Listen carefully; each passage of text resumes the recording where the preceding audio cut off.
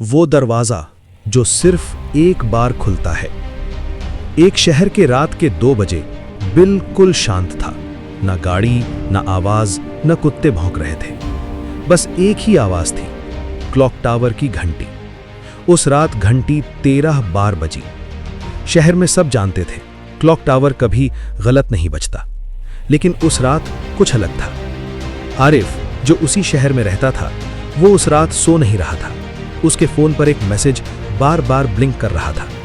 Message में लिखा था, अगर जिंदगी में कभी सच जानना हो तो आज रात क्लॉक टावर आ जाना। नंबर अननोन था। आरिफ ने इग्नोर किया। फिर दूसरा मैसेज आया, तुम जानते हो तुम्हारा सबसे बड़ा झूठ क्या है। इस बार आरिफ के हाथ कांप गए। वो उठ खड़ा हुआ और क्लॉक टावर की तरफ निकल गया। क्लॉक टावर के पास पहुंचते ही आरिफ को महसूस हुआ हवा भारी थी, जैसे सांस लेने में भी सोच लग रही हो। टावर का दरवाजा खुला था। अंदर सिर्फ एक चीज थी, लकड़ी की कुर्सी और एक कागज। कागज पर लिखा था, बैठ जाओ, दरवाजा बंद होने के बाद सिर्फ सच ही साथ रहेगा। आरिफ ने पीछे मुड़कर देखा, दरवाजा बंद हो चुका था। आरिफ घबरा गया। तभी अंधेरे में से आवाज आई, ऐसी आवाज जो आरिफ ने आज से पहले कभी नहीं सुनी थी। उसने कहा, मेरा पहला सवाल है, तुम्हारी जिंदगी का सबसे बड़ा झूठ कौन सा है? आरिफ हंस दिया, मैं झूठ बोलता ही नहीं। आवाज ने जवाब नहीं दिया, बस कुर्सी थोड़ी ठंडी हो गई। फिर सामने दीवार पर एक तस्वीर उभरी। आरिफ अपने दोस्त का काम चुरा के आगे बढ़ रहा था। आरिफ की आवाज रुक गई। आवाज बोली, यहां झूठ चलता नहीं।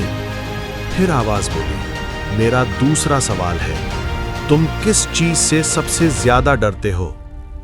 आरिफ ने कहा, हारने से। दीवार पर नई तस्वीर आई। आरिफ अकेला, लोगों के बीच, लेकिन बेपहचान। आवाज बोली, तुम हारने से नहीं डरते, तुम इस बात से डरते हो कि लोग तुम्हारा असली चेहरा देख लेंगे। आरिफ ने आंखें बंद कर ली। उसको लगा जैसे कोई उसके बिल्कुल पास आ गया हो। आवाज अब बिल्कुल साफ और भारी थी। आवाज बोली, अगर आज रात तुम बाहर नहीं गए तो कल तुम वही रहोगे जो आज हो। कुर्सी के नीचे एक छोटा सा दरवाजा खुल गया।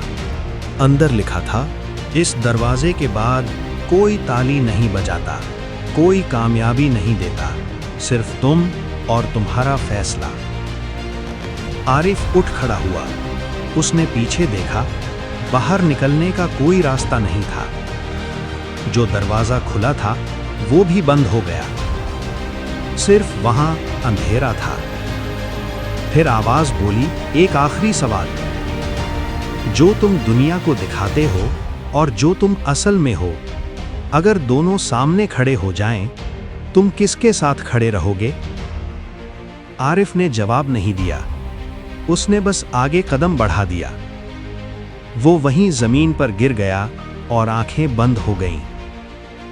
सुबह 6 बजे आरिफ अपने बेड पर था, पसीना से तर, तेज सांस और घबराया हुआ। उसने क्लॉक टावर की तरफ देखा।